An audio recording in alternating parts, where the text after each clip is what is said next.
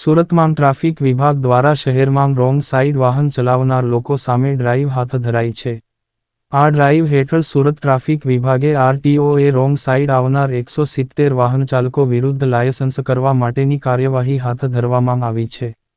સુરત શહેર ટ્રાફિક શાખા દ્વારા માનનીય પોલીસ કમિશનર શ્રીના માર્ગદર્શન હેઠળ સમગ્ર શહેરમાં અત્યારે રોંગ સાઇડની ડ્રાઇવ ચાલી રહી છે. આ રોંગ સાઇડની ડ્રાઇવમાં સૌપ્રથમ અમે વાહન ચાલકોને અવેર કરી રહ્યા છે કે તમારું રોંગ સાઇડમાં વાહન ચલાવવાના લીધે તમે તમારી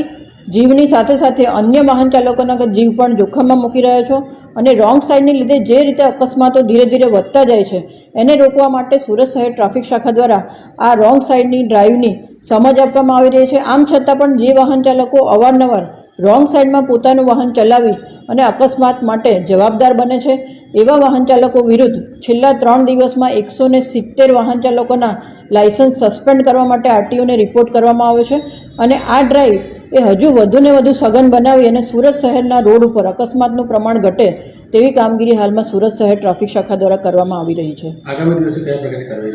આગામી દિવસોમાં હજુ પણ જોખમકારક રીતે પોતાનું વાહન ચલાવવું એટલે કે ઓવર સ્પીડિંગમાં પોતાનું વાહન ચલાવવું, રોંગ સાઇડમાં પોતાનું વાહન ચલાવવું અને વાહન ચલાવતી વખતે મોબાઈલ ફોન પર વાત કરવી એ ત્રણેય હેડ હેઠળ હજુ આ ડ્રાઇવ વધારે સઘન બનાવવામાં આવશે અને આ ત્રણેય ડ્રાઇવમાં તમામ વાહન ચાલકોના લાયસન્સ છે સસ્પેન્ડ કરવા માટેના રિપોર્ટે આરટીઓને ચોક્કસપણે કરવામાં આવશે.